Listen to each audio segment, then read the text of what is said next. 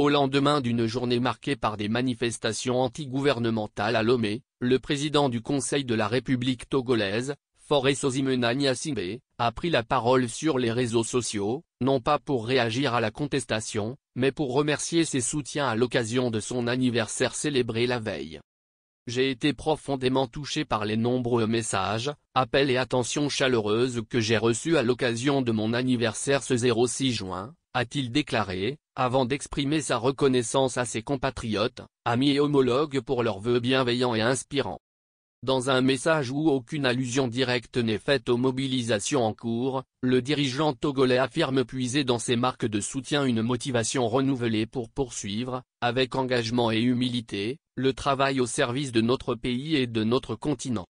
Ensemble, continuons d'avancer vers un avenir plus prospère, plus inclusif et plus solidaire, conclut-il.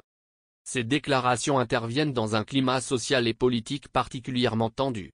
Le 6 juin, plusieurs jeunes ont manifesté dans les rues de Lomé pour dénoncer la marginalisation des jeunes, les restrictions des libertés publiques et l'accaparement du pouvoir par une élite politique inchangée depuis des décennies.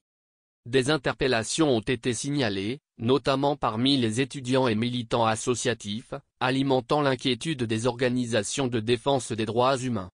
Depuis la révision constitutionnelle controversée adoptée en mai 2024, Faure Gnassingbé, au pouvoir depuis 2005, a renforcé son emprise en devenant président du Conseil, désormais la plus haute fonction de l'État dans le nouveau régime parlementaire.